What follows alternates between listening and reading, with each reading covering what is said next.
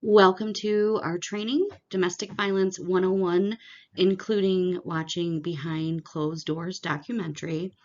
My name is Melissa Smith. I'm the criminal justice advocate. I will be presenting along with our shelter manager, Katie McCullough. We're going to start this training by watching the video, Battered Hearts, A Story of Family Violence. It'll be on the next slide for you to click on. It's important to know that this video does contain some extremely violent content and it may feel traumatizing or triggering to some viewers. Since that is the case, if you do not feel that you want to watch it, please don't.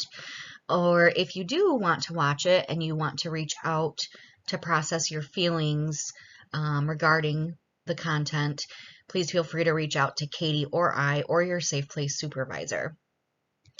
So the premise of this video is that on October 3rd of 1990 here in Battle Creek, a young mother by the name of Deborah Frost was murdered by her ex-boyfriend as a result of domestic violence.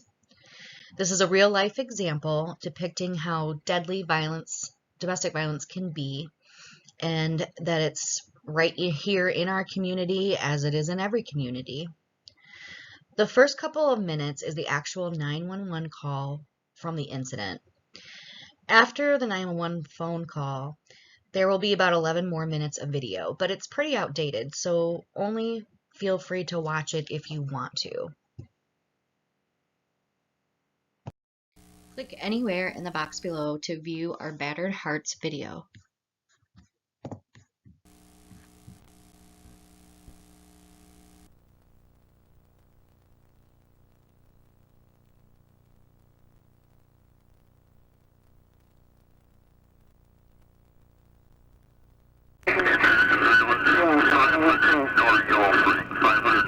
Now in dispatch. Could you please help me? What is it? Can you please help me? What's wrong? My mom's old boyfriend is trying to hurt my mom, and I'm really scared, and I need help. Okay, what? Just calm down. We're gonna send somebody. Okay. And I think my cat's scared. Your cat's scared? How old are you, honey? Huh? How old are you? I'm 6. You're 6? Yes. Okay. We have somebody coming. What? And I need help. Somebody? Mommy!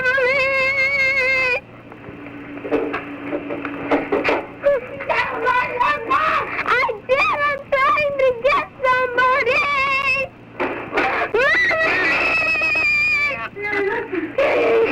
Okay. What's your name? Jamie. Jamie? Yes. Okay, do they have any weapons, like a knife or a gun or anything? Yes. Who does? My mom's old boyfriend, and my mom just fell down the stairs. Your mom just fell down the stairs? But can you hold on? I want to go see if my mom No, why don't you is stay right here with me? Stay right here with me.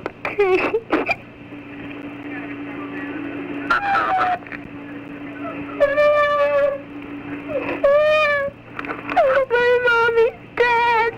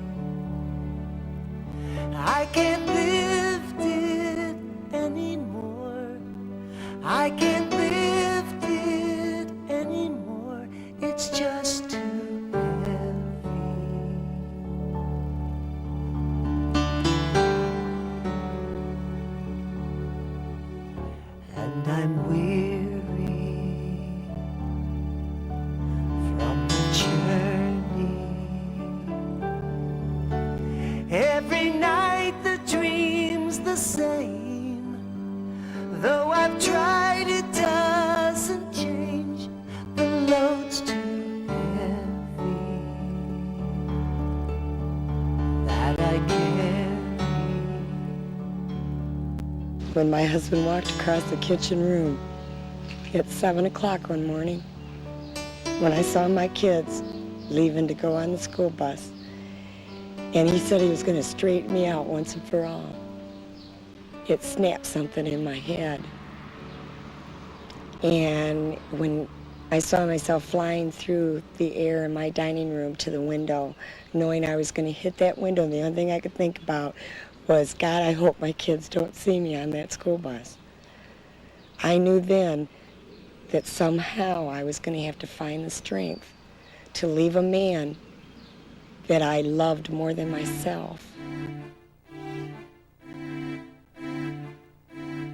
Everything started at once, but it didn't start until many, many years into what was going on. It was a very gradual thing because I kept everything swept up.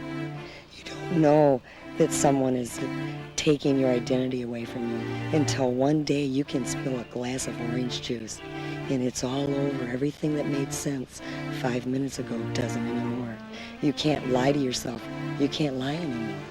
You snap and nothing is the same. And my world snapped that day. It didn't just stop with me flying across the dining room. That was the day that everything started. That was the day that I was married for over 20 years and I got to look at this stuff. That was the day that nothing I spit, shined, and polished made it better.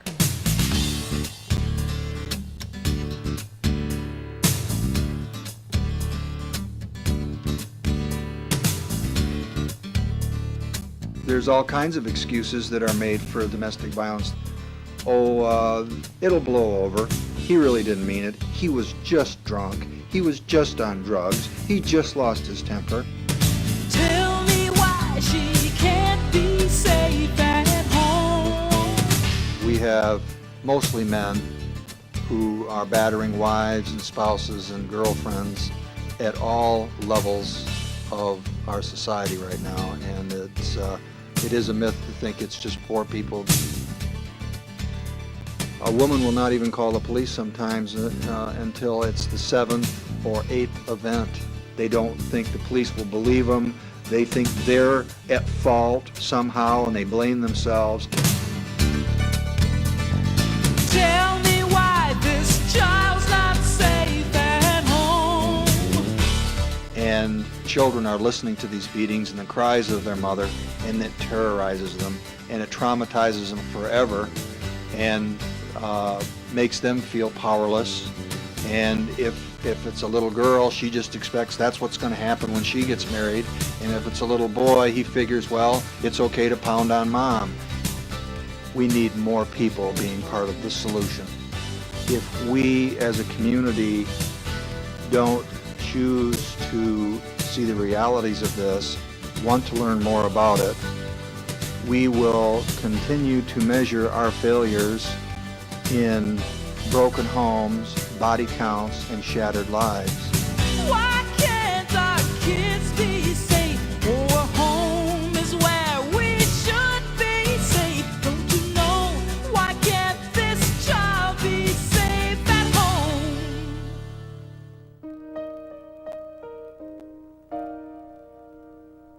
I wanted to hide. Only place I could think of is under my bed.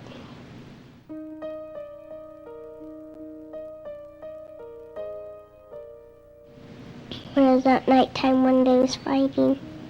Just got underneath my bed.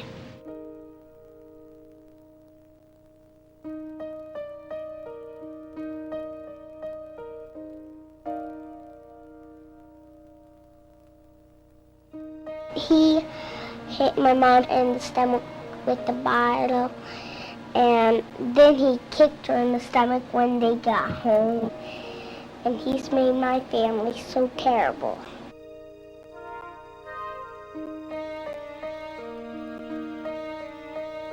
One time he did all that stuff to me, and then it started to get really, really bad, and then finally I said, quit it.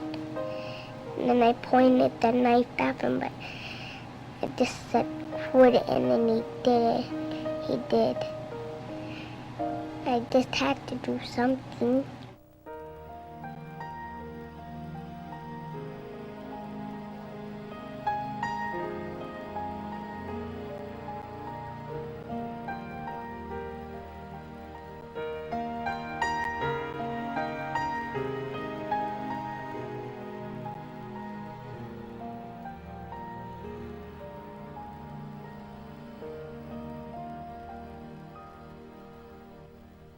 The message of this moment is so clear and as certain as the rising of the sun. If your world is filled with darkness, doubt and fear, just hold on, hold on, the light will come. Everyone who's ever tried and failed stands much taller when the victory's won. And those who've been in darkness for a while kneel much longer when the light has come. It's a message every one of us must learn, that the answers never come without a fight. And when it seems you've struggled far too long, just hold on, there will be light. Hold on, the light will come. If you feel trapped inside a never-ending night, if you've forgotten how it feels to feel the light, if you're half crazy thinking you're the only one who's afraid the light will never really come, just hold on, the light will come. The message of this moment is so clear and as certain as the rising of the sun. If your world is filled with darkness, doubt and fear,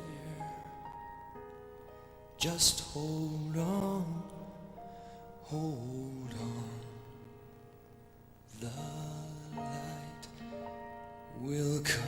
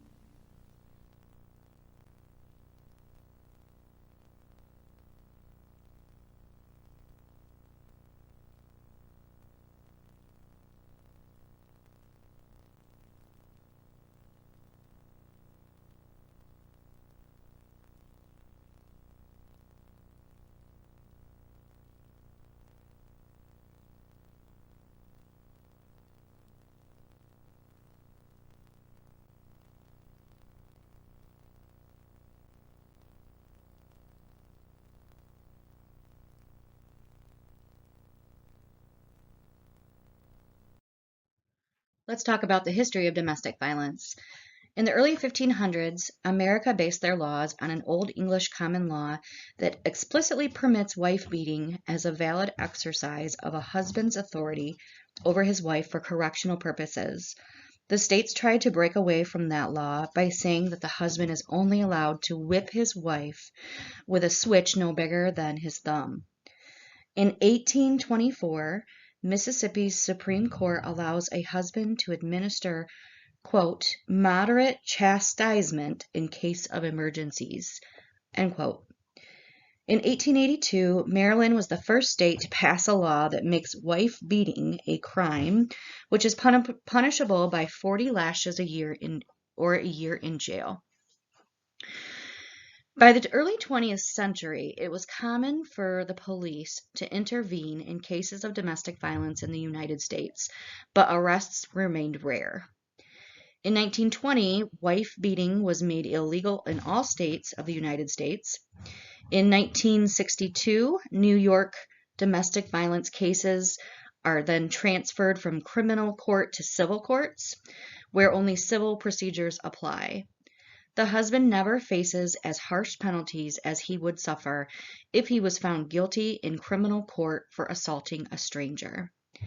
In 1966, beating as a cruel and inhumane treatment becomes grounds for divorce in New York, but the plaintiff or victim must establish that a, quote, sufficient number, end quote, of beatings have taken place. In 1967, Maine opens one of the first domestic violence shelters in the United States. In the 1970s, the women's liberation movement started, and women began talking about violence against women in the forms of spousal abuse and sexual assault. In 1970, in Chicago, married women who leave their husbands due to battering are denied welfare because of their husband's salaries. In 1975, most U.S. states allow wives to bring criminal action against a husband who inflicts injury upon her. In 1979, only 14 U.S. states have provided funds for domestic violence shelters. In the 1980s, attention to violence against men begins. In 1989, the United States has 1,200 battered women's programs which shelter 300,000 women and children per year. In the 1990s, stalking is first identified as a crime. Also, for the first time, judges are required to consider any history of spousal abuse before determining child custody or visitation rights. In 1992, the Surgeon General ranks abuse by husbands to be the leading cause of injuries to women ages 15 to 44, and the American Medical Association releases guidelines that doctors screen women for signs of domestic violence. Lastly, we will touch on the Violence Against Women's Act, which is also known as VAWA. VAWA is the U.S. federal legislation that expanded the judicial tools to combat violence against women and provide protection to women who had suffered violent abuses. It was initially signed into law in September 1994 by U.S. President Bill Clinton. VAWA was notable for calling attention to the issues of domestic violence, dating violence, sexual assault, and stalking. This act also enables victim advocates and government agencies to work together and create prevention and operate victim support programs such as S.A.F.E. Although the title of the act itself refers to victims as women, the operative text is gender neutral, providing coverage for male victims and victims of any gender identity. The Violence Against Women's Act was reauthorized in 2000, 2005, 2013, and most recently in 2022.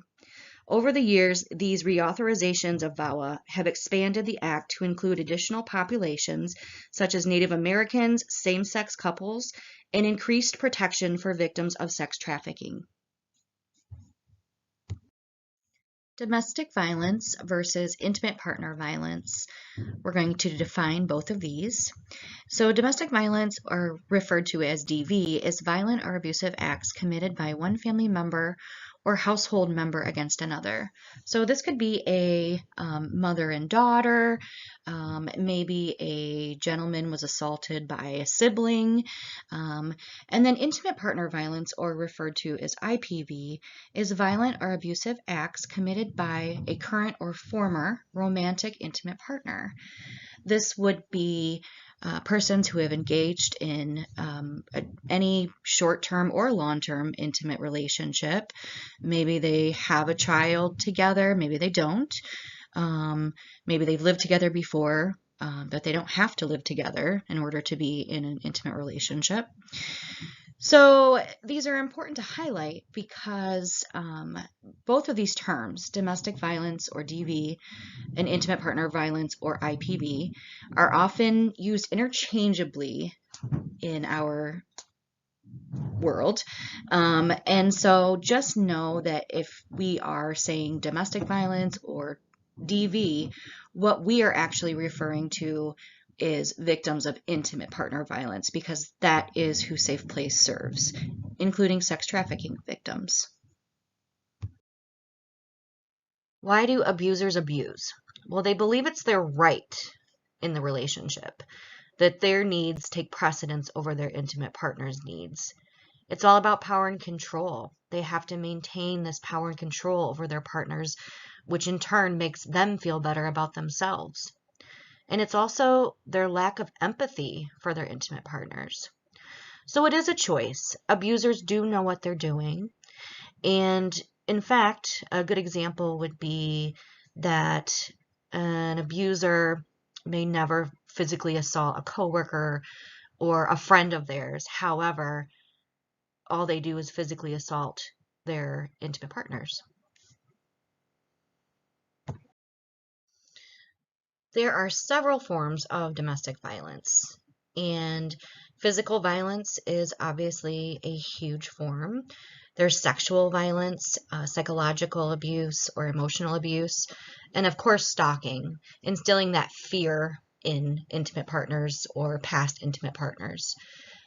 I do want to clarify, though, that many relationships center around the emotional control and the psychological abuse, and there may never be physical violence present at all. With that being said, other types of domestic violence that a lot of people aren't as familiar with, or maybe we don't recognize it as often, would be verbal abuse, spiritual abuse, financial abuse, social abuse, using children against their intimate partner, using their culture, and pets and property abuse, which is very common, actually. Next, let's talk about the power and control wheel. The power and control wheel was developed by the Domestic Abuse Intervention Project in Duluth, Minnesota. The entire wheel represents factors which constitute physical or sexual violence. The wheel spokes are tactics abusers use on their victims. In the wheel hub, all tactics stem from abusers' need to maintain power and control over their victims. One tactic is using intimidation, making them afraid or unsafe by using looks, gestures, or actions, smashing things, damaging property, abusing pets, or displaying weapons. Another tactic is emotional abuse, putting them down, making them feel bad about themselves, calling them names, making them think they're crazy, playing mind games, humiliating them, and making them feel guilty for things. Isolation is another tactic that abusers use, controlling what victims do, who they can talk to and see, what they can read, and where they can go, limiting their outside involvement, and using jealousy to justify their actions. The next tactic is minimizing, denying, and blaming, making light of the abuse and not taking their concerns seriously, saying the abuse did not happen, shifting responsibility for abusive behavior, and saying they caused the abuse. If you didn't do this, it wouldn't have made me so mad. It's your fault I'm mad right now.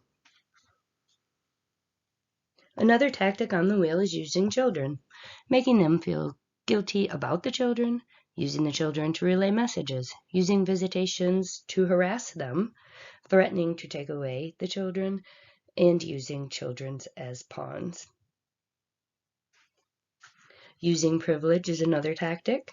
It's treating them like a servant, making all the big decisions, being the one to define the roles, using privilege to discredit them, putting them in danger, cut off access to resources, or use the system against them, and acting like the master of the castle. Economic abuse is another tactic.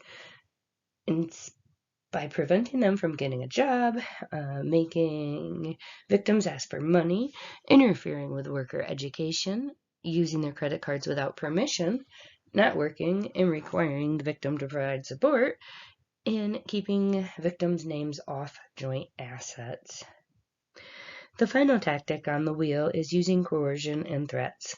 It's making and or carrying out threats to harm them, threatening to leave, threatening to commit suicide, threatening to report victims to immigration or child welfare, and making victims do illegal things. Abusers may use one, some, or all tactics on the power and control wheel to control their victims.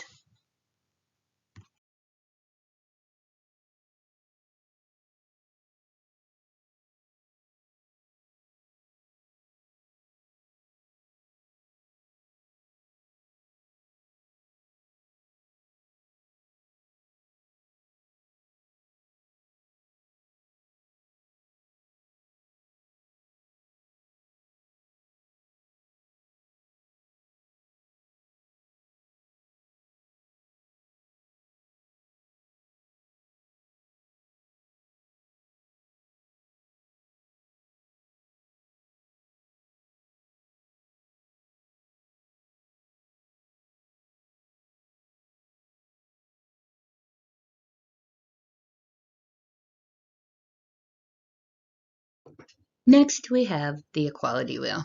The equality wheel is the opposite of the power and control wheel. The equality wheel shows how a person should treat their intimate partner.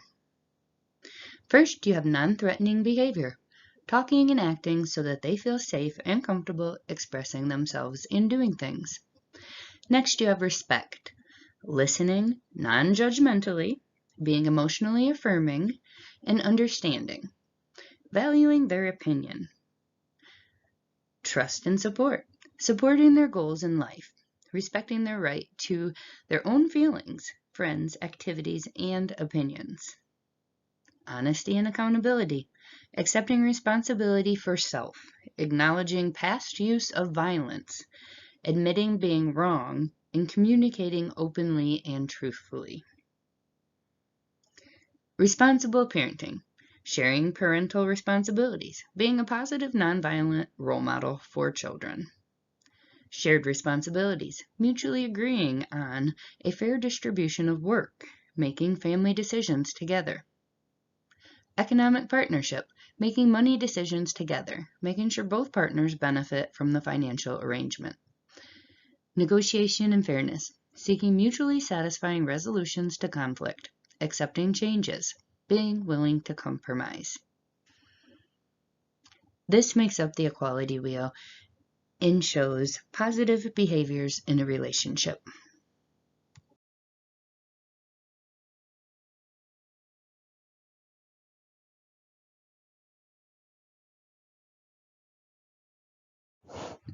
Is it DV or is it addiction to drugs or alcohol, mental illness, stress, or anger issues?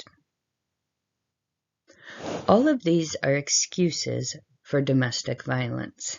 Abusers use these for excuses that they abuse. Domestic violence is a choice. Each abuser chooses to abuse their victim and chooses the way they do it intentionally. It is not caused by alcohol or drugs, although they may exacerbate the situation. It is not due to somebody having a mental illness, being under a lot of stress, or having anger issues. These are excuses. used by abusers to justify their behavior.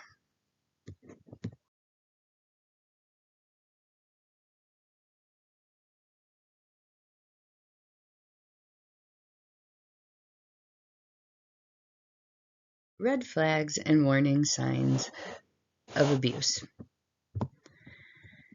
Your abuser may check your phone, email, or social media without your permission, constantly put you down, become extremely jealous or insecure, has an explosive temper, isolates you from family and friends, makes false allegations, and displays mood swings, is extremely possessive, or tells you what to do, what to wear, etc. These are all red flags and warning signs that a person is abusive.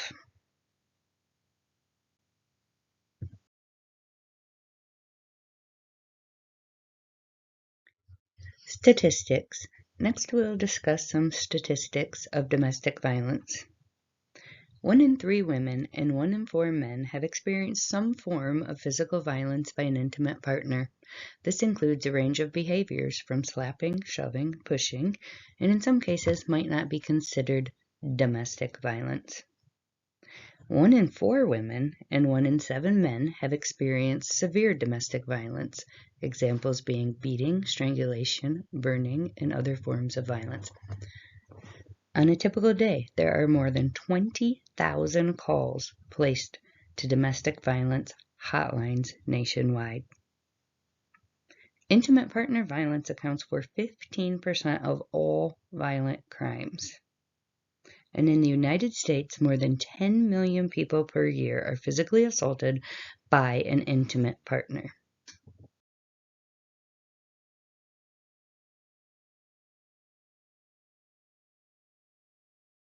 Approximately 15.5 million children are exposed to domestic violence each year. Children who are exposed to domestic violence are more likely to attempt suicide, abuse drugs and alcohol, run away from home, be engaged into human trafficking, and commit sexual assault crimes. Men exposed to physical abuse, sexual abuse, and/or domestic violence as children are 4 times more likely than other men to perpetrate domestic violence as adults. Young women between the age of 16 and 24 experience the highest rate of intimate partner violence and sexual assault.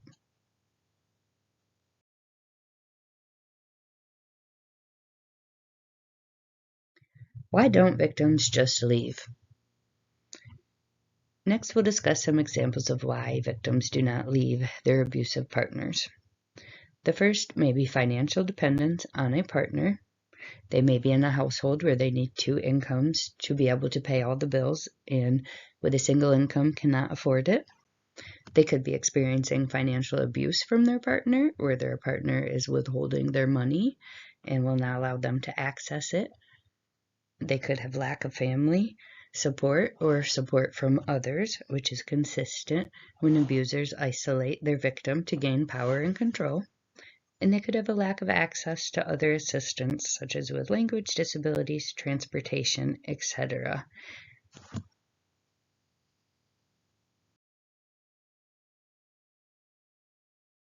Shame is another reason victims may not leave. Victims may feel they deserve the abuse. Their abuser may have conditioned them and gaslighted them so that they believe they are responsible for being abused. It also can be very shameful to admit you're being abused and that you're in an abusive situation that you are unable to leave.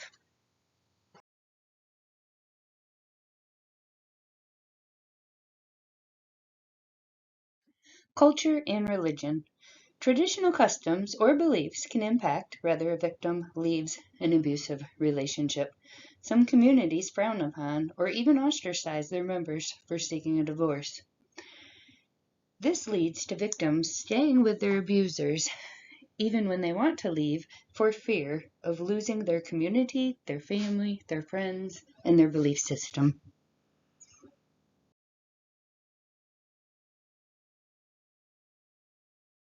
Fear is another serious deterrent for victims leaving their abusers.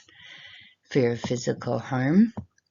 Victims are at the highest risk of injury or death when attempting to leave an abusive relationship. In fact, their level of lethality, or the risk of being harmed or killed by their abuser, increases 75% when they are leaving the relationship. As a result, a victim may feel it is safer to stay with their abuser rather than leave. Victims may also fear being alone, raising a family on their own, and navigating life on their own. Another emotion to consider is love. Victims, even though they are being abused, love their abusers. They have a family with them. They may have children with them. They may have relatives that feel like their own together, and they love that relationship. They could remember the good times. Abusers do not start out abusive. If they did, victims definitely wouldn't stay. Abusers usually have a period where they're nice and sweet and charming on purpose to lure their victims into a sense of security. So victims may still be remembering those good times. And they may also still feel there's a potential. How do they fix their abuser? How do they get back to that good time? How do they get to where they thought the relationship was going to go in the beginning, which was going to have a happy ending? Love is a strong deterrent for victims leaving.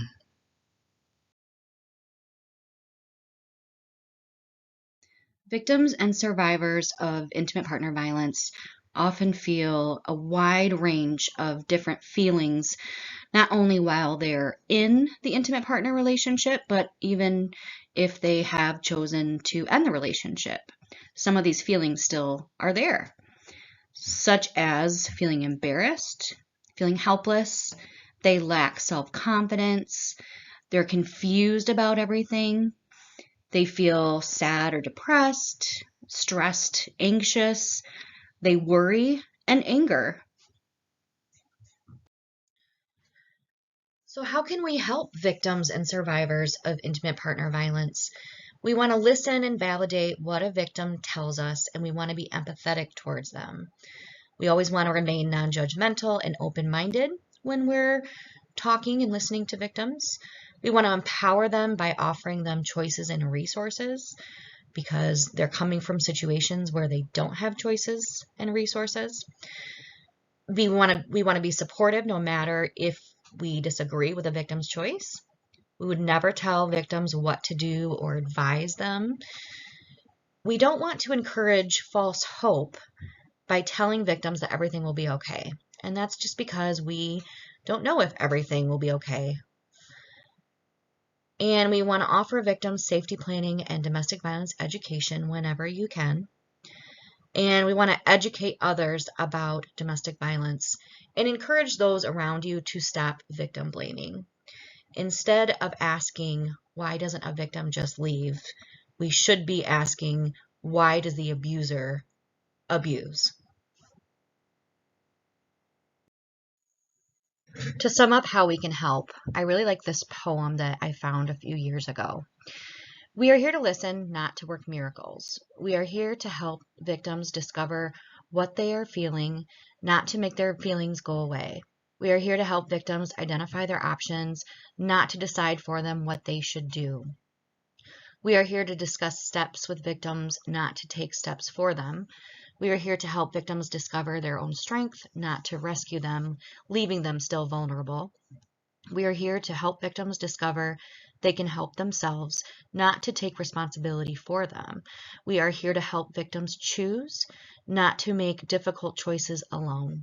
We are here to support. The history of Safe Place.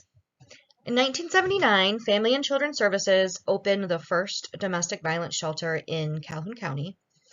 Unfortunately, in 1980, it closed because there wasn't sufficient funding to keep it running. In 1981, a Safe Place Board of Directors was organized, and the Miller Foundation donated a building.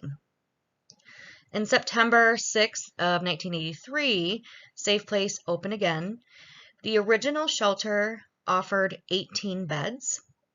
And then on January 19th, 1989, Safe Place moved into its current facility where we are at now. And we currently have 55 beds and 19 bedrooms. As mentioned earlier in this training, Safe Place specifically serves people experiencing intimate partner violence and sex trafficking. So, unfortunately, if we had someone reach out for services and they were experiencing violence between themselves and their adult daughter or sibling, or someone who is more of an acquaintance to that person, we would have to refer them to outside resources that would be best suited to meet their needs. We are based in Calhoun County and serve our community, but we're also funded to serve both Berry and Eaton counties as well. That being said, if we have someone who is experiencing intimate partner violence and or sex trafficking, and they are coming from a different state or they're coming from a different country, that doesn't matter to us. We will absolutely do our best to serve that person. We will serve a person of any race, class, gender identity, socioeconomic status, anything. We know that any person can be a victim of intimate partner violence or sex trafficking. Our mission and vision. Our mission is that Safe Place exists to provide safety to, empower, and advocate for victims of domestic violence and sex trafficking and their families. And our vision is that Safe Place envisions a future where all people enjoy the right to safe, healthy relationships. Our philosophy is that we believe that people are best able to make their own choices, leading to the safest outcomes for their own unique situations. Our staff encourage survivors to explore their choices while learning of new resources that we can offer them. And in doing so, our survivors become more confident and feeling empowered. Our staff always remains non-judgmental when working with survivors because we realize each person's life should be self-determined. Each person is the expert of their own life and knows what's best for them. The programs and services that we offer at Safe Place are not mandatory for clients to participate in. So a survivor could choose to participate in any, all, or none of the programs. So for example, we may have a person who is staying in our shelter and they choose not to participate in counseling or getting help with a PPO or finding alternative resources. That's okay. If they're staying in our shelter and that's all they need, then we are happy to provide that for them. Of course, survivors may change their mind whenever they would like to and can be assured that their values and their lifestyles and choices will be honored. Our work derives from the empowerment model. Empowerment seeks to return a sense of personal self-worth and to listen to a victim and to allow them to make their own choices and support their process as they move forward and take control over their own life. Empowerment also seeks to promote resilience in the face of adversity and to make the victim the primary player in discussions and decisions about their own life. I mentioned earlier that we want to empower our victims and survivors because they come from situations where they're being told what to do, they're being told what to wear, they are being told who they can and cannot talk to. And so they are not empowered at all. They are controlled. So we want to empower them and show them that they can take control of their own life and it's okay for them to make choices, and we will support them along the way. The confidentiality of those that we serve is held to the highest importance. In fact, our client confidentiality provisions and restrictions are probably more stringent than HIPAA. I will read this word for word because it comes straight from our funding sources.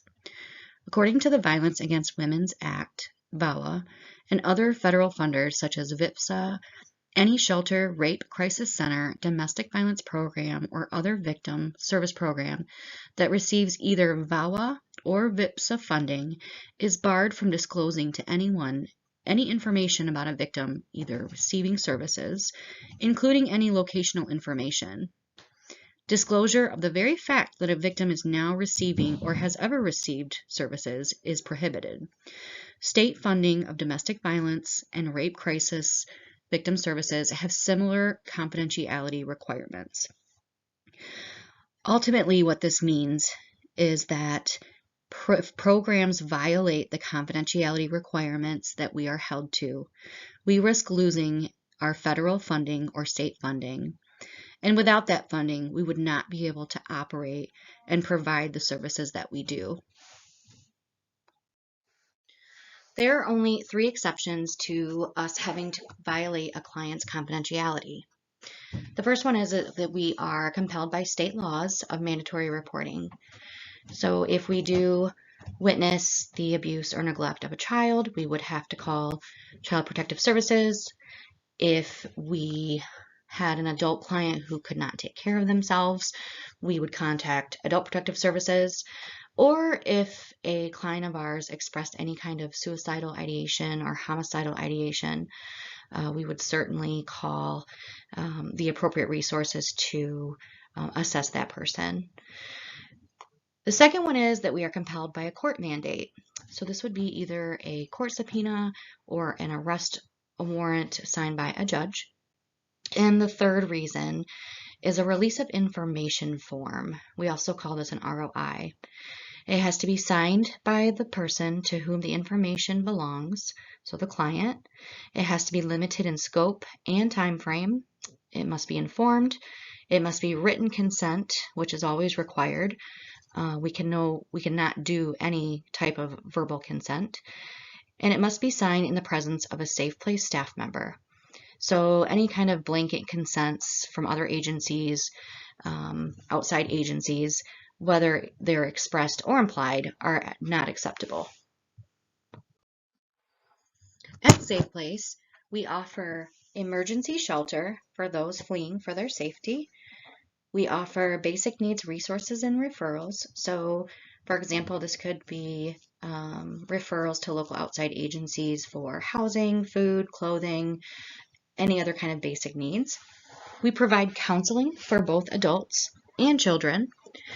And we also have legal advocacy, and this is where we help victims apply for personal protection orders against their abusers, or we go to court with the victims if there's some kind of criminal charge against the abuser. We want to be able to support them throughout all of these processes.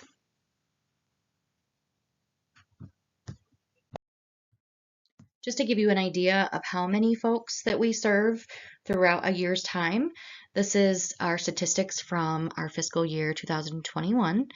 We provided 2,297 total nights of shelter, and of these total nights of shelter, 216 adults were served and 183 children were served. The total amount of clients participating in our counseling services was 189. That's broken down into 152 adults and 37 children. The total clients who received our legal advocacy services amounts to 1,097 persons. The total amount of children who participated in our children's program was 81. The total number of hotline calls, and these include both crisis and information referral calls, was 961. And the total number of hotline lap calls was 54. Finally, we're going to watch the documentary Behind Closed Doors. It's a really good doc. It's 59 minutes long, and it takes place in the UK. It's about 4 different women who are in intimate partner violence situations and how they have navigated living in these types of violent relationships.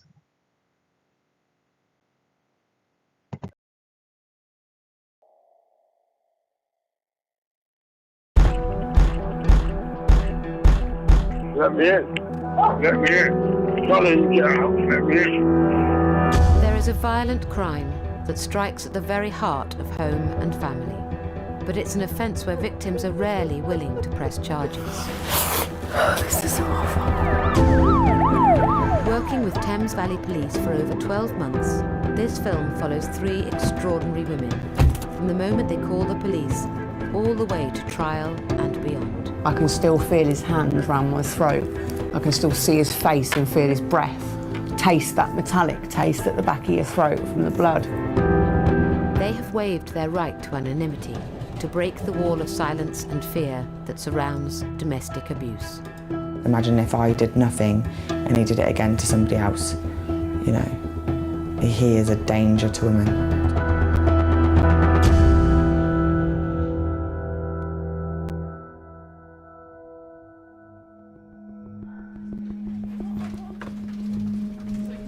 It's April the 20th, 2015.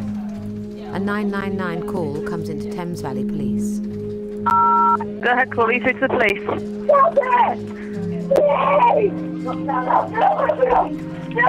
Hello, is there anyone on the line? You love me, you'll never be honest. You can help! Baby, please!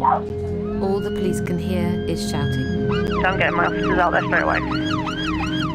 The call cuts off after 2 minutes. Email panicky on the phone. But the police have tracked the position of the mobile phone, and officers arrive 7 minutes later.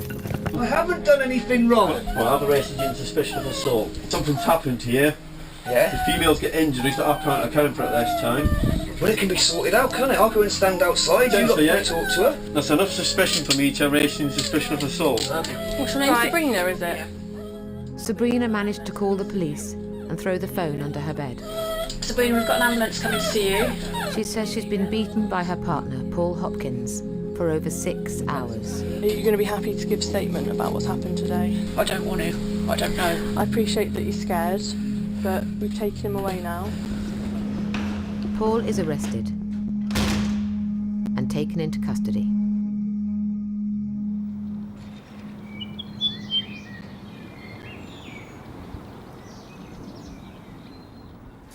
This is where he's had me on the bed and he's smashed my face in. That's all my blood there. There's a handprint where I've tried to drag myself away from him. So, and there's a few spots of it on the bottom bit there too. There's blood all up here too, look. That's all my blood sprayed up the wall.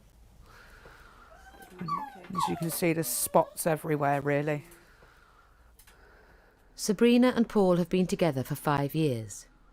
Paul has been violent before, but this is the worst attack Sabrina has ever suffered. It started as just a couple of little slaps in the face, and then it just escalated. He threw that chair on my head, and then he picked up the speaker underneath it, held it above his head and was going to throw it on my head. When I screamed at him, "Please stop, you're going to kill me," he said, "I don't care. I don't care because I hate you." I've never been so frightened. I honestly thought I was going to die. I thought he was going to kill me. Sorry. If the police hadn't have come when they did, he would have done. He was still going then. I can't even begin to explain what it felt like. It's almost resigning yourself to the fact that this is it, I'm going to die. I'm going to die. And then I got to the point while he was beating me where it was like, please, this next punch, just let it be the last one so that it does kill me and it stops. I won't feel it anymore.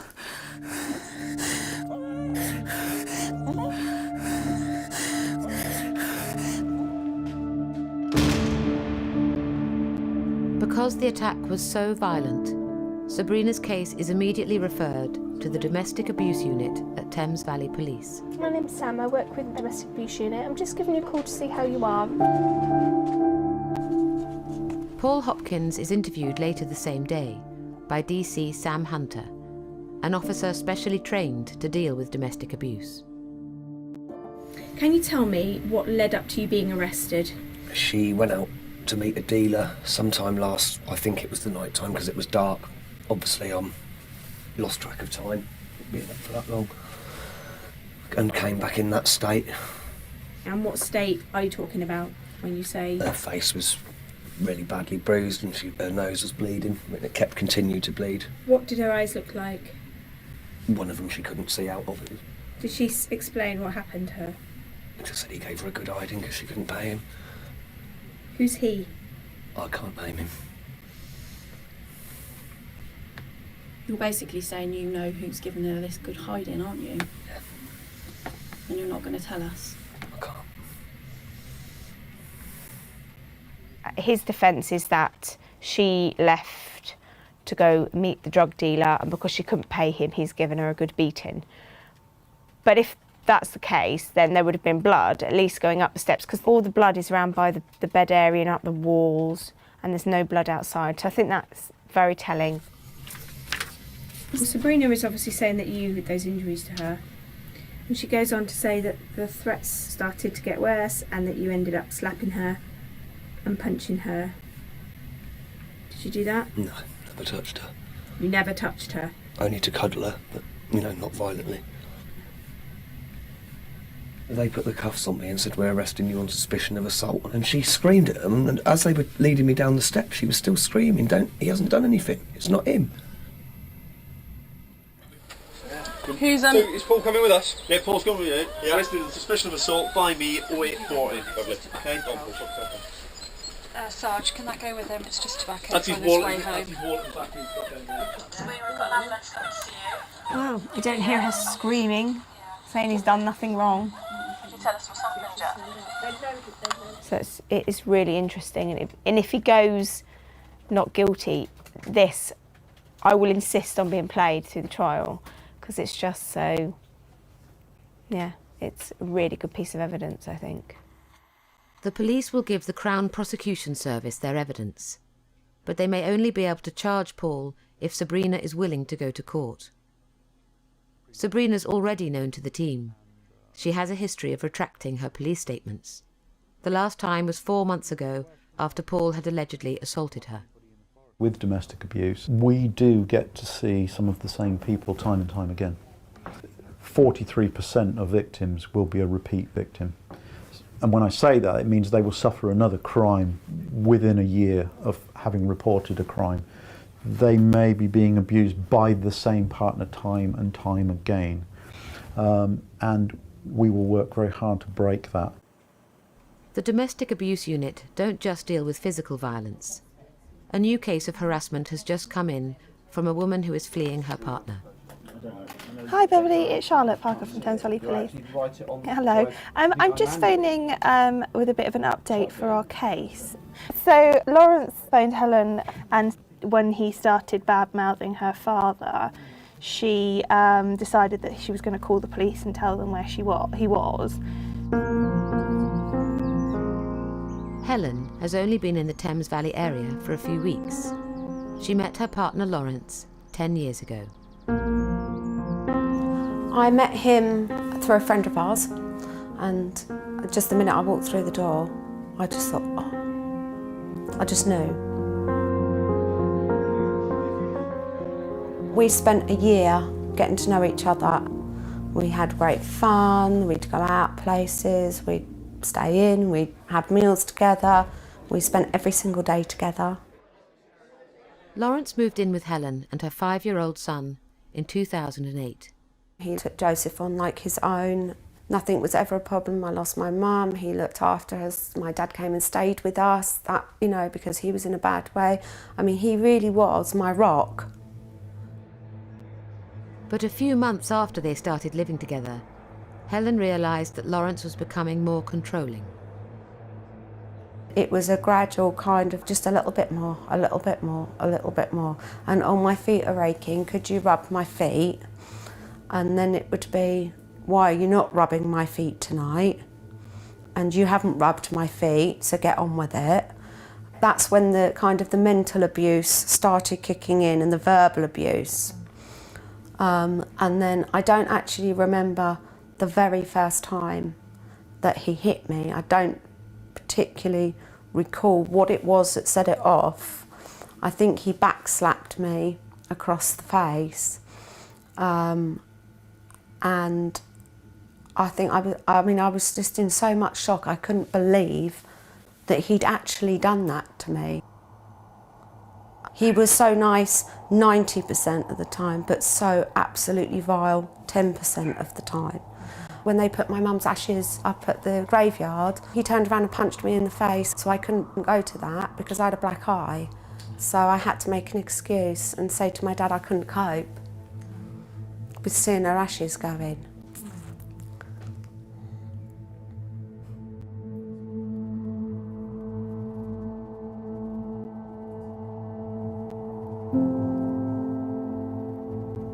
In January 2015, the violence escalated. The family was celebrating New Year on the Shetland Islands. That night, Lawrence viciously attacked Helen. Her 12-year-old son witnessed the attack and then managed to get out and run for help. Lawrence Feek was arrested and remanded in custody. From prison, Lawrence wrote letters to Helen begging for forgiveness. After a week, he was released on bail and returned to the family home. He came straight to Lincolnshire and gave me I'm going to a counsellor, I'm not going to drink anymore, I'm going to change, blah, blah, blah. And like an idiot, I believed him. So I took him back. 6 weeks ago, Helen decided to leave Lawrence for good. She's taken her son to the only safe place she knows, her dad's. But Lawrence has continued to send her abusive texts, which she's reported to Thames Valley Police. Helen was having hundreds of texts and calls a day. She said she didn't want the contact, she'd asked him to stop, and also it was the nature of the content of the contact, in that he's threatening to harm her, threatening to kill her. So more offences might happen. We run the risk of him finding her, assaulting her again, or worse.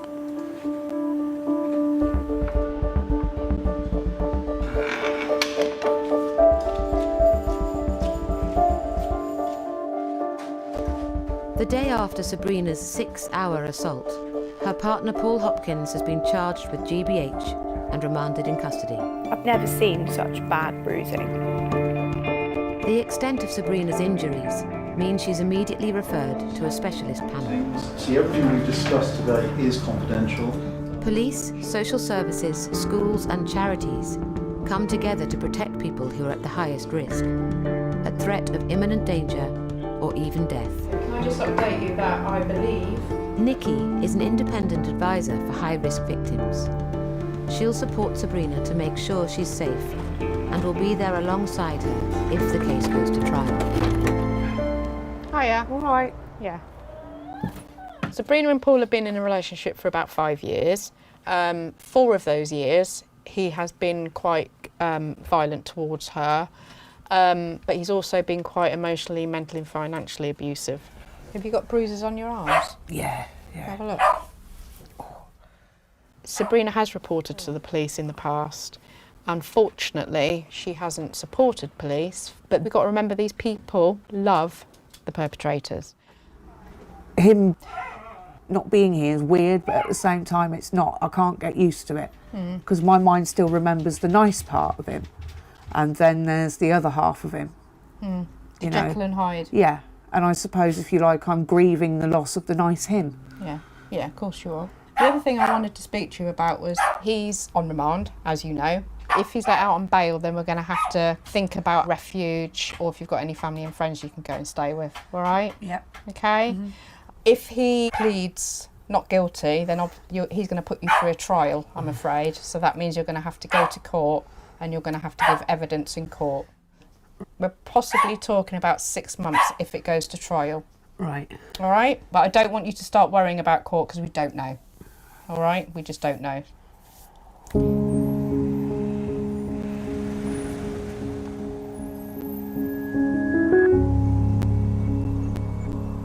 It's 5 months since Helen's attack in Scotland, which was so vicious that she is now judged to be at high risk.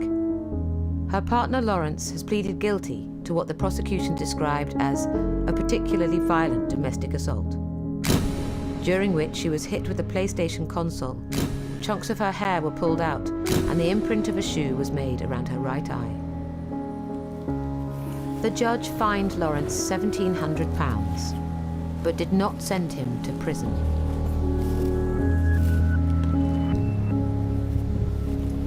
I'm furious because he's got away with completely and utterly kicking me to bits. I mean, he literally, he could have killed me, and he's walked away and he's back out on the streets. He's just gone unpunished completely. I can't see him ever being brought to justice. DC Charlotte Parker has been investigating the texts and voice messages Lawrence has continued to send Helen. Lawrence has been picked up by police, but in interview he's made claims which, if they stand up, could seriously undermine the new harassment case. You don't have to say anything, but it may harm your defence if you do not mention, when questioned, something which you later rely on in court. Anything you do say may be given evidence. Yeah. Alright? Are you happy with that? Yeah. Understanding, I'm yeah? happy, yeah. Anything you want me to go over for that? No, that's fine, mate. Moving on then. So you've been arrested for... When Lawrence was arrested, he said that he had been spending time with Helen over the Easter period last month, and they'd been going out for family dinners. As a police officer, we're here to investigate, and it's our obligation to look into that allegation. Because if we find out that Helen and Lawrence have been meeting up and having lunches and staying in hotels together, then it could completely close the case down if it's found to be true.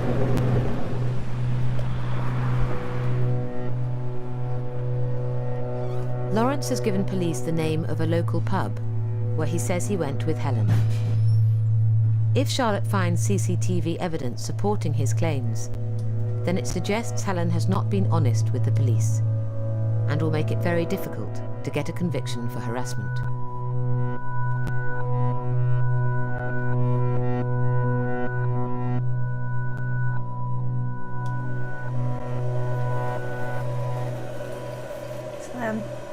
So at 13:25, they're coming in, all three of them as a family.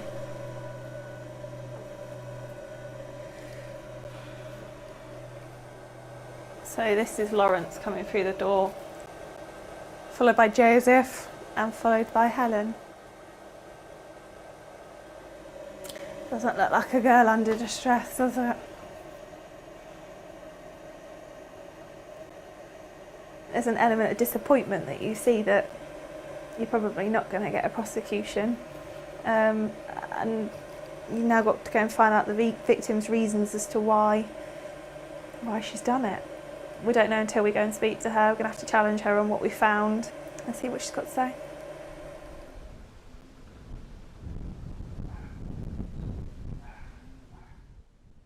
When Lawrence was arrested, obviously he's interviewed and he gets to give an account as to what he's got to say about it. And he says that he came to stay down here. Yes, he came down here. He told me he was here. He sent me a picture of him being here. But did you see him when he was... I didn't see him when he was here. He told me he was here. But did you meet up with him? No. Okay. So Lawrence has said that you guys met up, and I have to check that out. Of course. So we have been today to check it out, and on the 5th of last month, so Easter Sunday. I saw him. I did. Mm. What did you do? We went for a meal for Joseph. I saw him. So why did you guys meet up? He wanted to give Joseph an Easter present. But why did you do it? I don't know. I don't know, Charlotte. Because at the moment we're trying to investigate a harassment, and I know. You've been phoning each other and texting each other and meeting up for dinners and... I don't know what to say. Because he gets me. You tell me about that then. Why have you been in contact with him? Only you can tell me. I don't know. I don't know how you're feeling, what you're thinking. I just don't know. I don't know. He kept telling me he was going to kill himself.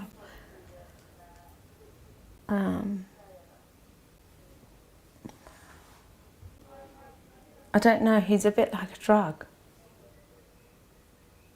What do you mean?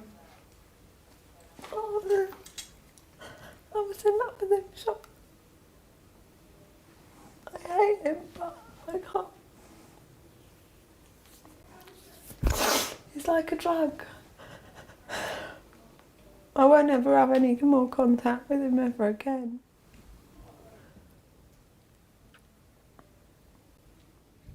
Helen's contact with Lawrence will make it hard for the police to pursue a case of harassment.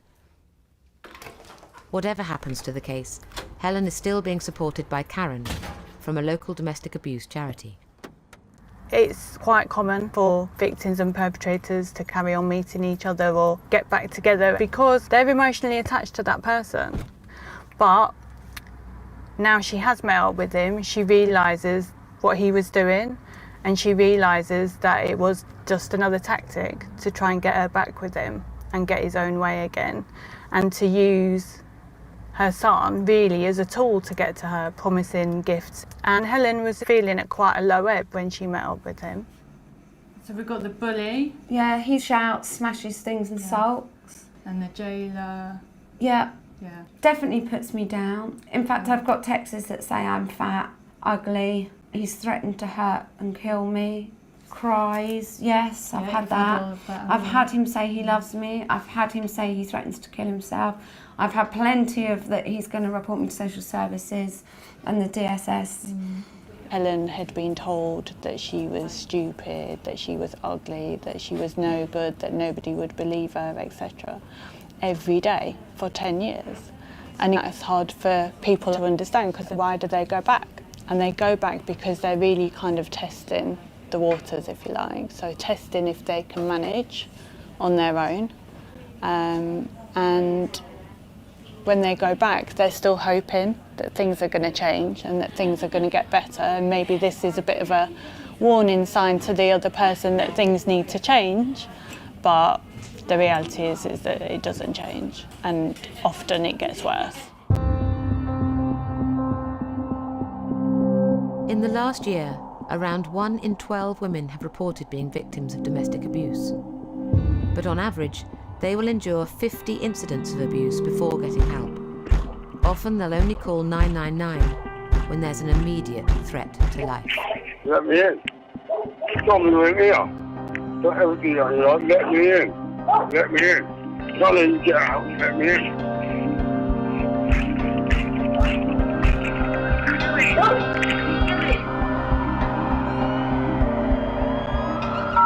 Police emergency.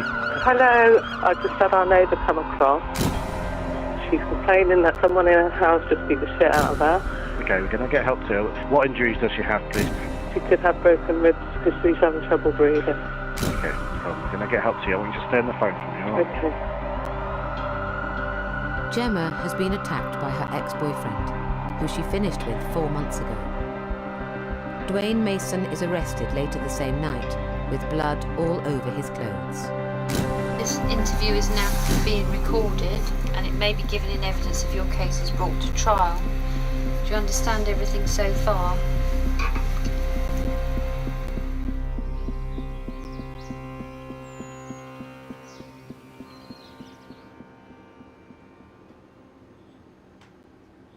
I came in through my bedroom door, and as I've turned around, he's just headbutted me, and I fell on my bed. The blood was just dripping.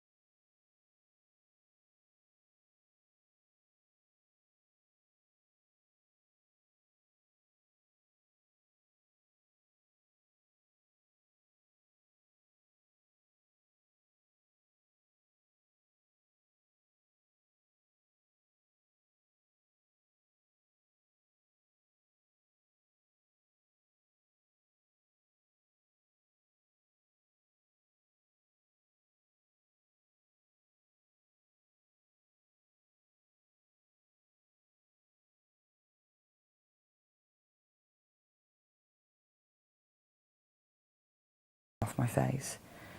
And I turned around to him, obviously not expecting it to carry on. And from that point, it was just a shower of blows, really. Punching me, dragging me, holding my head, throwing me down on the bed, strangling me. It was almost like he was waiting for me to lose consciousness, and then when I come round, would carry on. Gemma only had a brief relationship with Dwayne. Since she broke up with him, he's been harassing her with phone calls and texts, and turning up at her house at all hours. Okay, this interview is now being recorded. What happened in the bedroom, Dwayne? What did you do to Gemma in the bedroom? Gemma remembers that you just kept punching her and punching her. And then you were strangling her, pinning her down, strangling her so she couldn't breathe. And she was fighting for her life because she thought she was going to die. He's crying now, yeah. Are you so distressed because you do care about her and she's injured? Or so distressed because you caused those injuries? Her injuries, she had some serious cuts Yeah. to her face. I understand she had broken ribs, Yeah. punctured lung. Mm. I mean, how is she mentally, physically? How is she at the moment? Well, she's been reasonably good. She found it really difficult at first, but Yeah, yeah. I'm going to touch base with her today and see how she is. Okay. What else did we get in respect of connecting him to her? But there was clothing with blood on it. There was earring Yeah, I with was blood gonna on ask it as about well. that. They took the earring from him. And so. he was wearing that at the time, I'm Yeah. right, thinking, because that'll be a really Yeah. compelling piece of evidence which will tie him. Because at one point she describes him having her blood all over his face. So. Yeah, okay. But- And then as far as her wanting to go to court, how does she Mm. feel about that? She's sort of, yeah, She's up for it? on board at the moment, Excellent. yeah. Well, obviously what I'm really pleased about is the fact that I think she's going to make a very good witness. Mm. And he's got a lot of questions to answer. He has, and he's been on the radar for a long time with Yeah. different women, but you know, it's always been the same, that they've always been too frightened to do much about it. So Yeah. it's always a great thing when victims can say, look, you know, I've had enough, and yeah, I'm going to make a stand, and I'm not going to tolerate you doing this to me anymore. So, because very often people that have been in abusive relationships, the nature of the relationship is that they're always blamed for the bad things that happen. They feel very responsible very often for what's happened. And it is very hard for them to talk to the police or other agencies and then to take, you know, prosecutions forward. Dwayne Mason is remanded in custody and pleads not guilty. Gemma is prepared to go to court, but the trial may be months away. The police want her to record her victim personal statement, or VPS, while events are still fresh in her mind. I've got constant missed calls, threatening messages. I think this day we topped up 190 plus calls, and then it would go on to messages. He messages me, you don't want to be with me, get ready for hell. I will go to your work, your college, your house, just to make scenes. I will slit your tyres every night, poison your dogs. You think you can leave me, you leave me, someone leaves you. How about that? Yeah, I'm sick, so what? Were all these injuries done by him? It's 3 months on from Sabrina's 6-hour beating. Her partner Paul is still on remand and has pleaded not guilty to GBH. She too is prepared to go to court.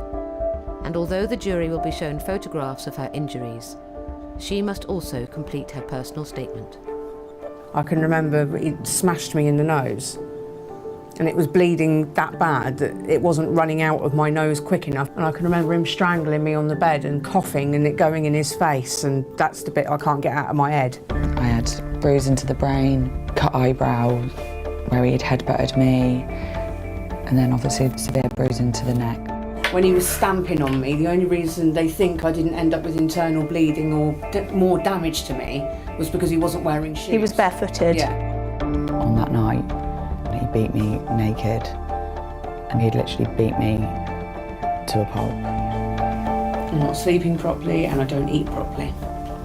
He basically lies, cheats, manipulates, you know, abuses and then effectively beats up just to get his own way. And he never takes responsibility for anything. That's what shows more and more. He thinks he can just do what he wants. Because I've been under the impression from him that, you know, people don't really give a shit anymore. You know, people just keep themselves to themselves. They don't get involved in other people's arguments anymore.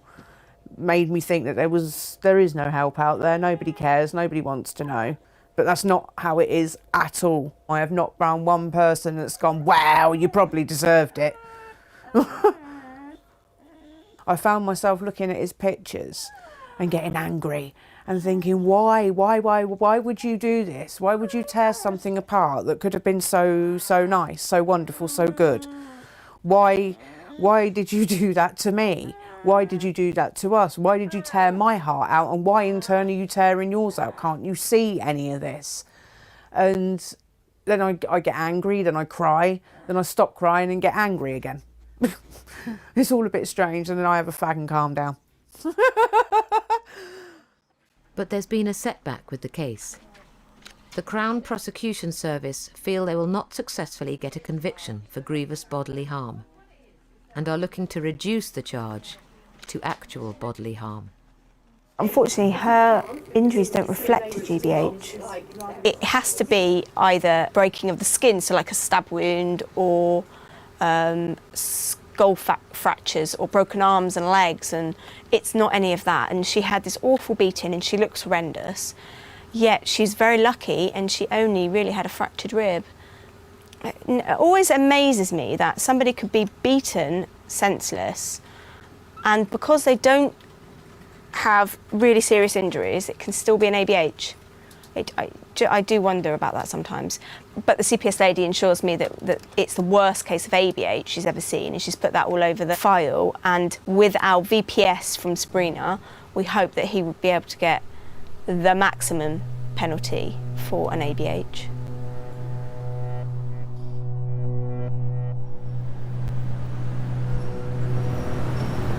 It's 3.5 months since Helen and her son fled to her dad's. Because she met up with Lawrence, the harassment charge against him has been dropped. Helen is still trying to keep away from him, but he is persistently phoning, texting, and contacting her on social media. So the police have issued her with a 24-hour panic alarm, and her address is flagged as top priority. He's very, very angry with me, and once he flips, he can't control himself. So, you know, there would be no reason for him to be able to control himself, you know, if he saw me or if he came looking for me. To protect herself and her son, she's applied for a non-molestation order, forbidding Lawrence from having any contact with her via text, phone, or social media. But Lawrence ignores the order and is arrested a week later. Can you tell me why Lawrence is with us, please? Yes, so at 6 o'clock this morning, he was arrested on suspicion of harassment and threats to kill. Lawrence has sent in excess of 9 voicemails and several emails to his ex-partner, which are unwanted and of a threatening nature. Saved messages. You fuck, you dirty fucking skank. Wait till I get hold of you. Because when I get hold of you, I'm going to beat you inside out. I'm going to come and get you. I'm going to fucking eat you. I'm going to fucking smash the fucking living daylights out of you. So actually on the information the officers have passed to me, your detention is authorised at this police station for the purpose of securing and preserving evidence and to obtain any further evidence from you by questioning. Do you understand that? Okay. Gentlemen, would you mind taking Mr. Feet down to cell number 4, please? Shoes off outside. When I get you, I'm going to rip your fucking insides clean out. I'm going to make you meet them. You're fucked, you dirty little skanky fucking whore. I'm going to beat you like a dirty little that you are. You're fucked. I'm coming to fucking get you. It makes my stomach turn when he says things like that. You know, I'm used to him saying those things and then me actually being attacked. Because he left me the voicemail messages, you know, he's going to be really cross with himself for slipping up like that. If he gets bailed this time, he will still torment me, but this time it would be worse. So I would be looking badly over my shoulder. I would be very, very concerned about mine and Joseph's safety. I don't understand, because all I ever done was love him.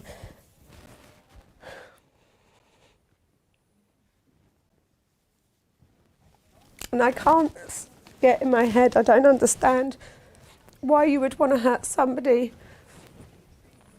that's loved you, not done you any wrong. I didn't do him any wrong. And yet he still hurt me. I just don't get it.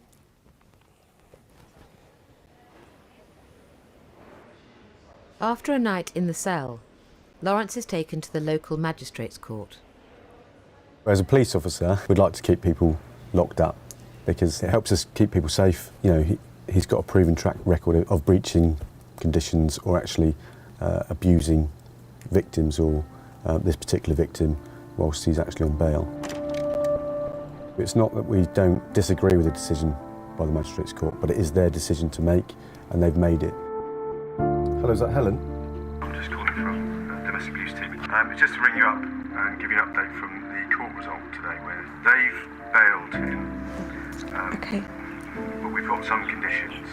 He's not allowed to contact you, and that's directly or indirectly.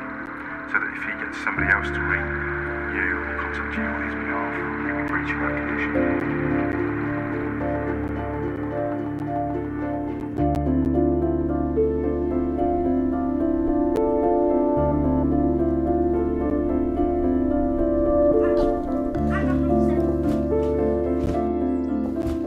For now, Gemma's attacker, Dwayne, is locked up on remand. But as the court date for Gemma draws nearer, she has to face the possibility that he may be found not guilty and released. He won't be able to come near me, will he? Or the kids? Not to contact you.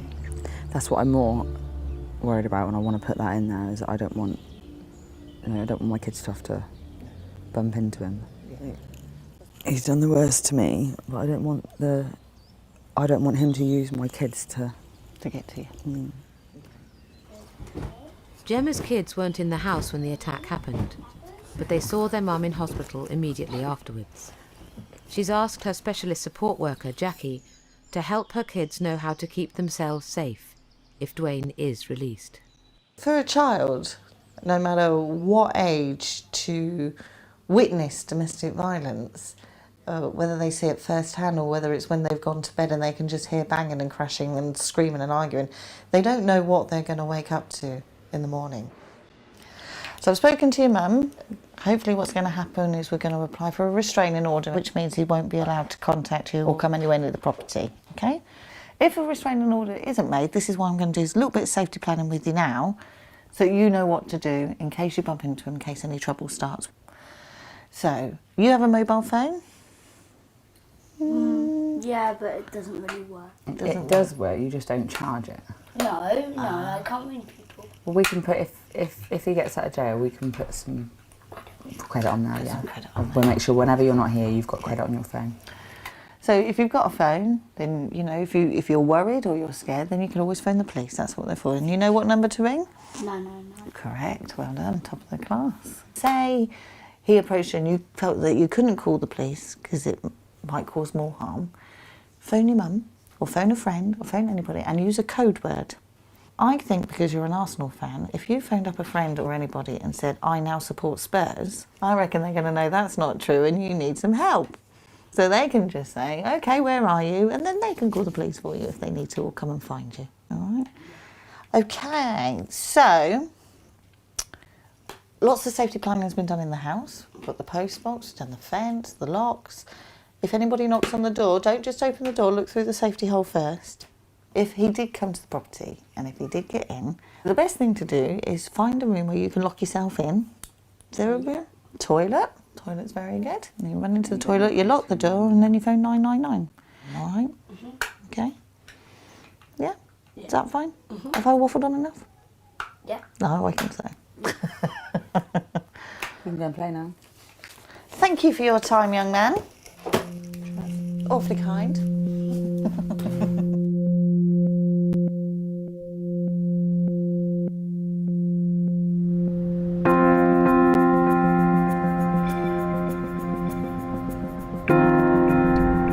Lawrence has been released from police custody.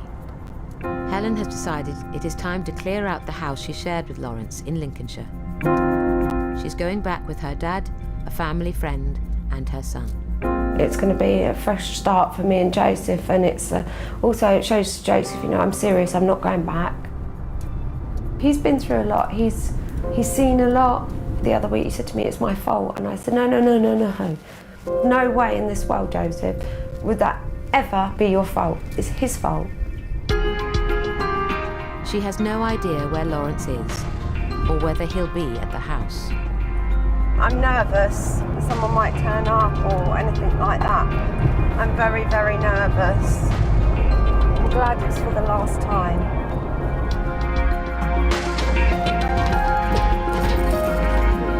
Okay. Yeah, is it everything to go or? Everything to go.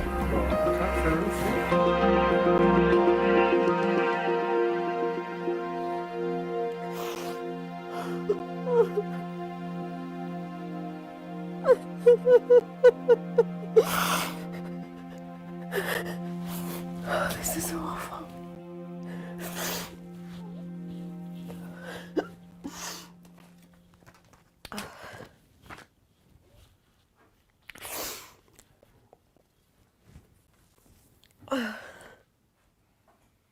Okay, better get on. It's really silly, it's the silly little things that we picked up and collected together. And it's just terrible.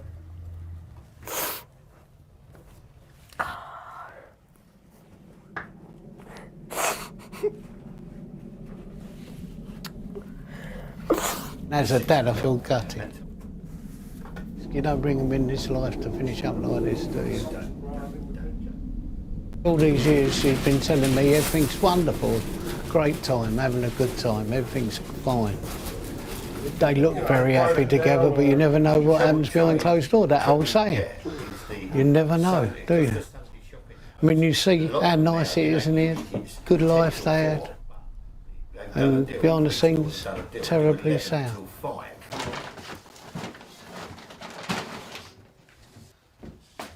It was hard when you walk in, you know, and you think about good memories, bad memories. But this really feels like closure now, and I'm actually feeling really happy about driving away from here now, and that being the end of it, because that would be the end of any of my ties here. And it feels really, really good to know that I'm actually gone. I'm very excited. I'm really excited.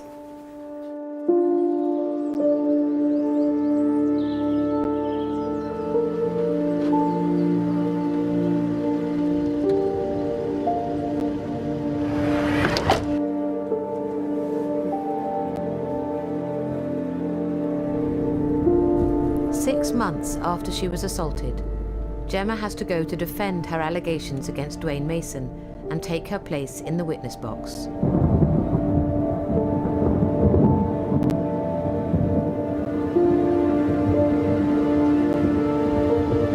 The statement she originally gave to the police is played in court.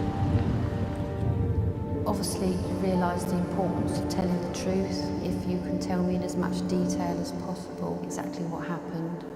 I was woken up by just banging on the door, hammering the door, shouting, hammering the door. So as I've got into my bedroom, I could turn around and he just headbutted me, and he's just punched me. And he was dragging me around the room. He just wouldn't stop really. The room's covered in blood. I can remember thinking in my head, like, he's gonna kill me.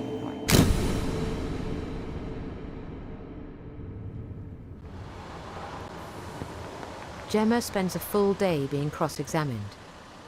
The defence case now begins and is expected to last for the next 3 days. I feel angry that he's made me have to go through all that. There was part of the evidence that was our conversation on a phone, and they had what I had sent to him, but not what he had sent to me. So the defence were kind of just making up as they went along. Oh, well, he must have said something like this to you. And I was saying to them, that's not true. So when they went on lunch, luckily I'd kept the message on my phone and I gave it to the police. And they copied the message off my phone and showed, so you could see obviously both sides of it. But I just think, imagine if I deleted that. And it's really hard knowing you're telling the truth and you're being told that you're lying.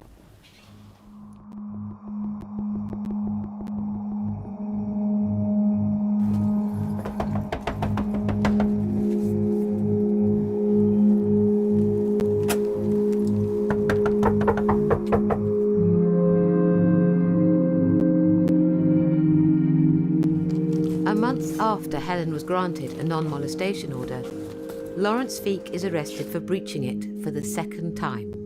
Okay, and they're going to charge you with 3 counts of breaching a non-molestation order, and by virtue of that breach, you're also in breach of your court bail conditions. Okay, if I could just invite you to sign. It's no admission of guilt, it's just to acknowledge those charges and the laying of the information for the breach of court bail. Thank you. Are you okay? Am I alright? Mm-hmm. Do I look alright? You're staring at me. Are you okay? Is that against the law? No, I'm just wondering if you're okay. I don't even need to talk to you. Don't speak to me. Okay, because of the nature of the fact you breached your court bail conditions, I have no choice but to put you before the court first thing tomorrow morning. In interview, he claims he has seen Helen yet again.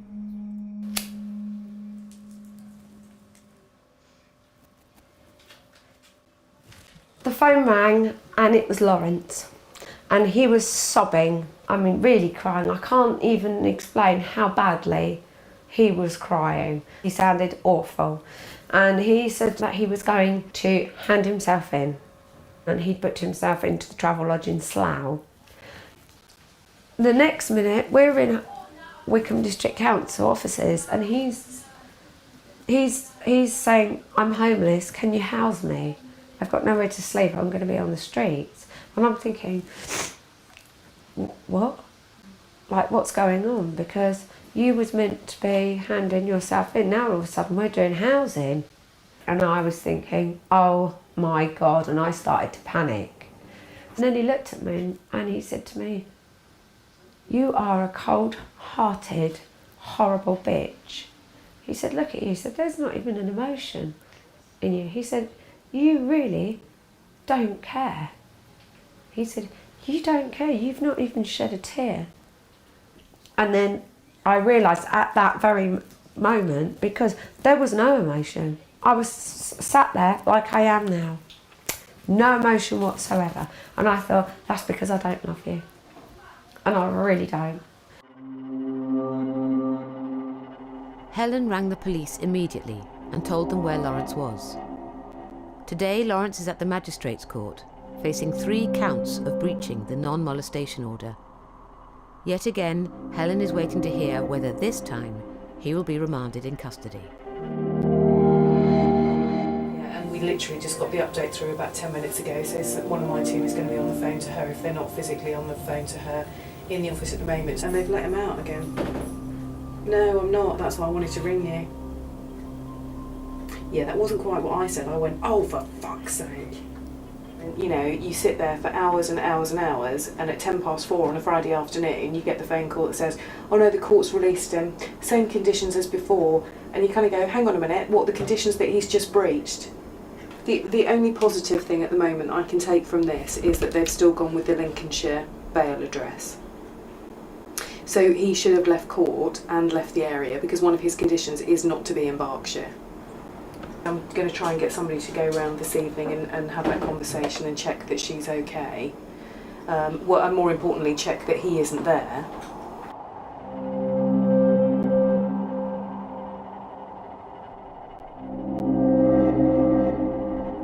Come on, Dad, they've bailed him. And they don't know if he's still in the area or not. No, Hannah's just told me that. So just wait a minute, because I've got to phone her back. Where is he walking? Is he free? Like literally free right this second? Did somebody pick him up, or is he just... How... I don't know what planet they're on. It seems that the more charges you get, the more lenient the courts get. You would have thought at least they would have tagged him so they could find out where he was at any time. Right? You would have thought that because he's in imminent danger, they would have escorted him to the station and made sure he bought his ticket and he got on the train. And then told someone the other end to check him getting off. They've now put you at risk again. The judge has put you at risk. Is he, you know, I'm trying to be sensible here, right? And be nice, but I'm saying to you, as your dad, he's put you at risk. The judge has put you at risk now. It makes a mockery of the whole justice system, doesn't it?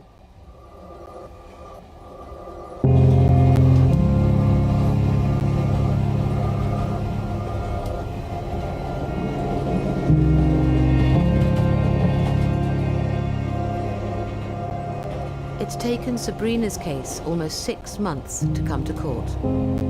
Today she will see Paul Hopkins for the first time since the attack. How are you feeling then? Strange, a bit of a weird mix of emotions. Like I said, I'm happy that, you know, today's come, he's going to get what's due, but at the same time I do hope he's okay. I'll be sad to see him go down for any length of time, but at the same time I shall be pleased as well, and that's the bit I can't get my head around. Why would I be sad after what he did to me?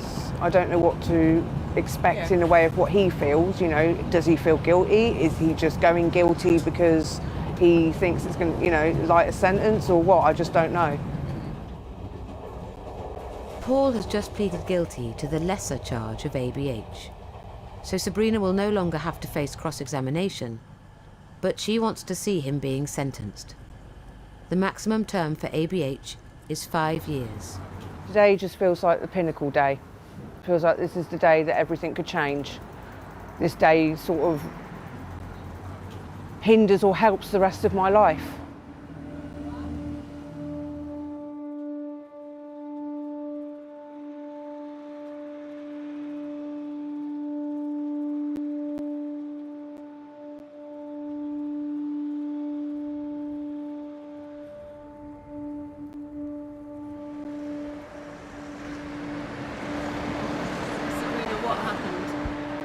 My world turned upside down is what happened. I don't think Sabrina realised quite when she saw him how she was going to react, and I didn't expect to do because obviously that there was a different man sat there. Really, you know, it was the man who before he'd beaten the crap out of her. It was the man she probably fell in love with that was sat there, and I suppose she wasn't really prepared for that. I was going to hate him and I don't. I still love him. Perhaps it's easier. It's not though. It's a very destructive feeling. Anger is a very destructive emotion. He got 2 years, so you serve usually half of that, so that's a year. He served 10 months already, so he's got 2 months left of his sentence for this, and then he's got 9 weeks added on for the suspended.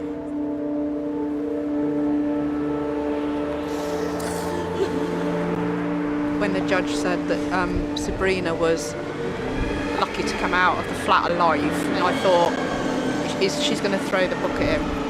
And the injuries that she sustained went on, and you know, the weapons that was used, she went into great detail about that. So, you know, he's received 2 years. I walked in there with my chin in the air, determined to send him down for as long as I possibly could. And then I saw them lead him out. And I saw him sat there.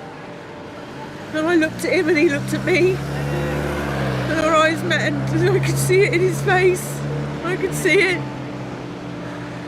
When his solicitor and his barrister turned around and said that he was ashamed of himself, I could see that he was. He went to pieces just like I did. And he's being the man that I remember. And all I wanted to do was run over to him and wrap my arms around him and tell him it's okay, I'll be here. I'll be here when you come out. We can try again. I don't know. I don't know.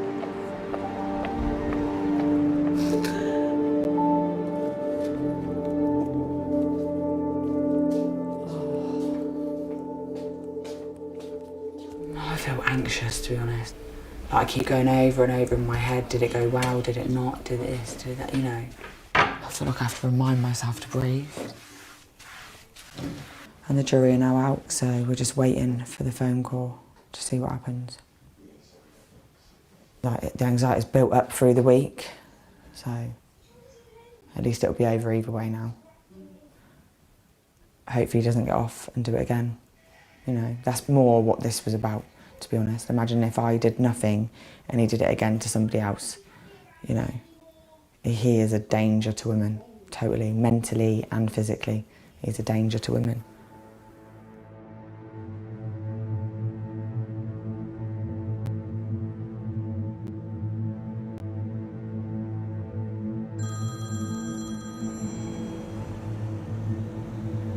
Hello? Gemma? Hello? Are you ready for this? Yeah. Section 18, GBH with intent, guilty. Oh my God. Thank God. Yeah, I know. Thank you, Julia. Seriously, thank you so much. I'm stood out here by the buses, I hope none come along. Thank you so much. Thank you so much. Just stay there and pour yourself a glass of something. So we got the right result at the end of the day, so. All right. Thank you, Julia. All right, bye. You got it.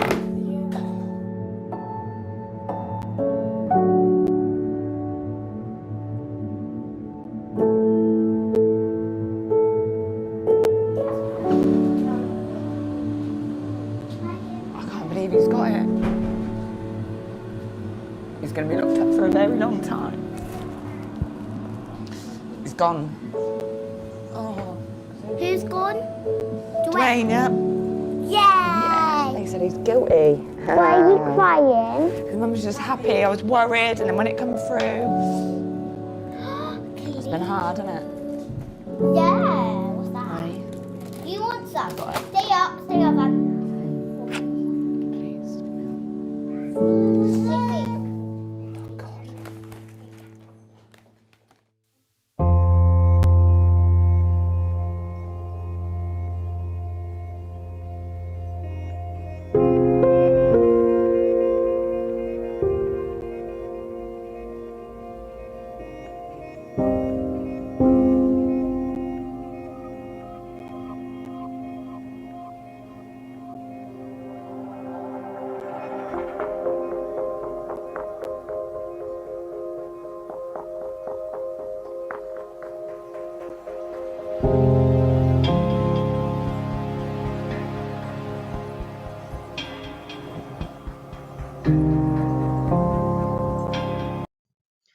That concludes our training today.